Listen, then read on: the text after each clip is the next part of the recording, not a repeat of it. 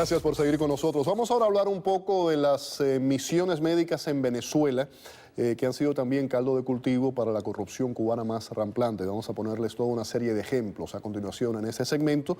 Me acompaña para ello Huberto Mario. Huberto Mario, como saben ustedes, es periodista, estuvo en Venezuela, conoce muy bien las interioridades de todo eso de lo que estamos hablando. Más de 100.000 cubanos, para que se imaginen ustedes, han sido parte de las misiones cubanas en Venezuela, y un porcentaje de esa cantidad, un porcentaje, decimos, no se dedicó precisamente a salvar vidas. ¿Qué hacía ese otro porcentaje, Huberto? Mira, yo creo que si hacemos un balance desde el 16 de diciembre del 99 hasta hoy, el único jefe de misión médica cubana en Venezuela que no se le pudo señalar nada de corrupción fue al doctor Luis Acao Francoy. Ese iba con la maletita a pagar en aquel momento. Ese que iba con la maletita a pagar, ¿eh?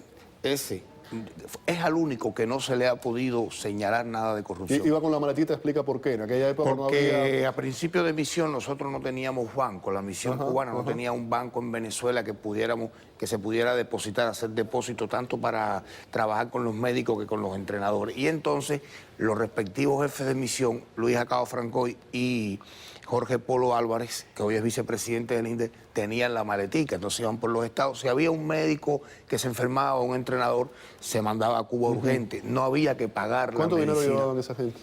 Ellos tuvieron etapa porque había en nuestros dormitorios, en la Universidad Marítima del Caribe, ellos tenían una caja fuerte. Ellos pudieron haber tenido 50.000, 60.000 dólares cada cierto tiempo, no más.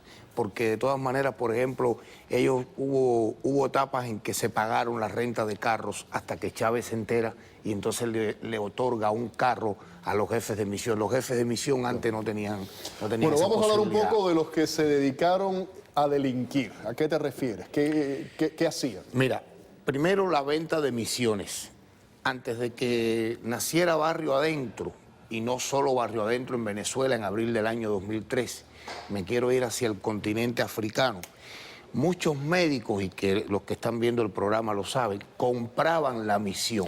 Yo te quería preguntar sobre eso precisamente. La venta de misiones en lo que es las altas esferas del MINSAP, ¿no? Claro. Que es el Ministerio de Salud, ¿era un negocio?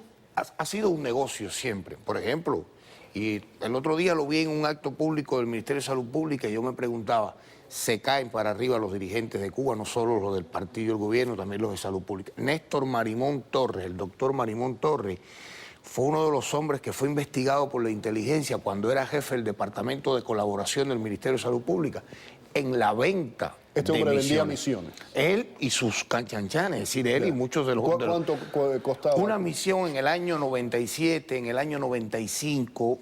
pudiera estar entre los 1.000 y los 3.000 dólares. Un pariente tuyo de aquí de Miami... O sea, eso antes de Venezuela. Antes de Venezuela. Sí, yo estoy enmarcando esto antes de Venezuela. ¿Por qué? Porque antes era muy selectivo cumplir misión en el exterior. Yeah. Casi siempre tenías que ser o militante de la Unión de Jóvenes Comunistas o militante del partido o muy revolucionario. Si tenías algo que el ministerio averiguaba que tú no eras muy confiable, no salías. ¿Y qué hacía ese médico entonces, que era buen médico desde el punto de vista profesional? Compraba la misión.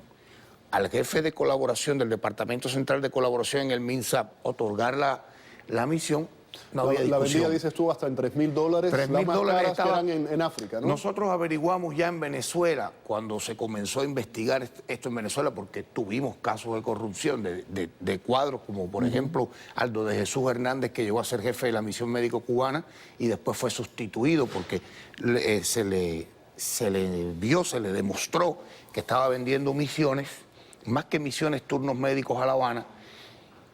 África costaba $3.000. ¿Por qué? Pues era el más caro, ¿por qué? Porque yo no sé en estos momentos, en aquel momento, en la década del 90, en pleno periodo especial que los médicos necesitaban salir de Cuba, África estaba pagando 3.000, 3.500, 2.500 por cada médico y le pagaban a los médicos en Mozambique, en Etiopía, en Angola, en Sudáfrica fundamentalmente.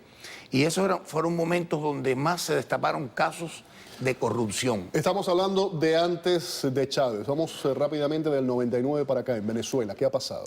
Mira, en Venezuela lo que más se pudo comprobar fue la venta de turnos de enfermos venezolanos a La Habana. Cuando comienza Fidel de manera experimental a llevar los primeros pacientes a Las Praderas para los tratamientos médicos en más de 15 especialidades, es decir, ortopedia, cirugía, todos los que tenían problemas, la adicción a la droga. Fundamentalmente se trabajó mucho con jóvenes menores de 25 años en la adicción a la droga.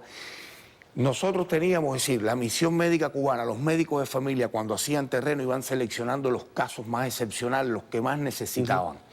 Pero hubo médicos cubanos que se dedicaron a delinquir con esto. Es decir, ahí vino la corrupción, la venta de turnos a La Habana. ¿Tú le hiciste saber en un momento determinado al padre de Hugo Chávez, en un encuentro que tuviste con él, que eso estaba ocurriendo? ¿Qué sucedió? ¿Cuál fue la respuesta? Eso fue en Barinas. Yo recuerdo que fue en Barinas, que él era, que ese momento el maestro era, como le dicen al padre de Chávez, era el gobernador.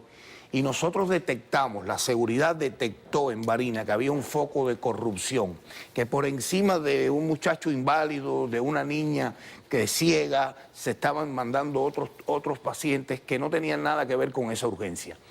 Se lo dijimos al padre de Chávez y el padre de Chávez tomó carta en el asunto y de ahí salieron jefes de misión cubana en Barinas, jefes de grupo, votó a todo el mundo y limpió eso. Pero no todos lo hicieron así. Me queda muy poco tiempo y te quiero hacer la pregunta, dame un número. ¿Cuántos médicos han muerto en estas misiones especiales? ¿Cuántos? Desde abril del año 2003, que nace Barrio Adentro, porque antes había muerto un solo médico.